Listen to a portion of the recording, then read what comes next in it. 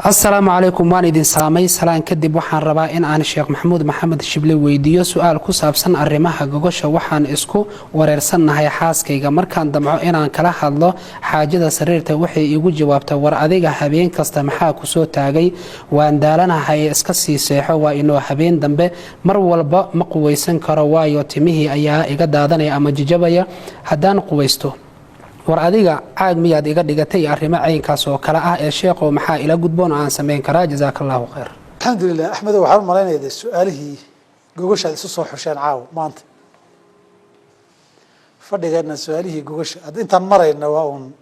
gogol rag iyo dumar baan malaynaya ala kulli xaal su'aashan waa laba qaybood qayb waxa weeye gabadhu waa dambi in ninkeedu u baahan oo gogosha u baahan ay diido cudur daar la'aan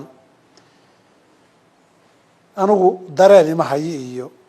qoyaanka badan magtii timaha iga daadana cudur daar sharci ma aha waan xanuunsanahay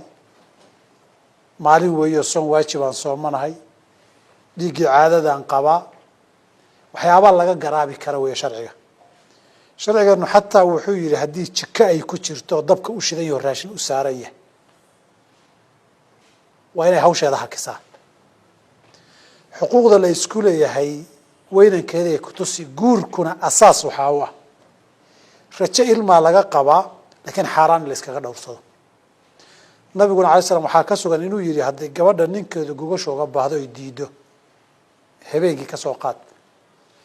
la'anat al malaa'ikatu hatta tarji aw hatta tusbih ilaahay ka soo laabata ma go'aankii sidaas aha ama waa uu ka bariyaa la'anad malaa'ik ba ku soconaysa marka waa dambi kabaa'irta kamida gabadhan waxay sameynayso talabaad ninka maxay la gudboon waxa kula gudboon adiguna hadaa reer u baahan tahay iyadiina ay kari laadahay reer labaad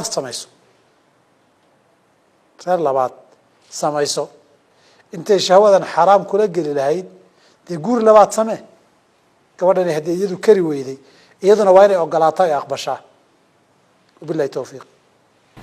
waa tahay jazaakallahu khayr sida wanaagsan aad uga jawaabayso su'aalaha inoo soo diraan daawadayaasha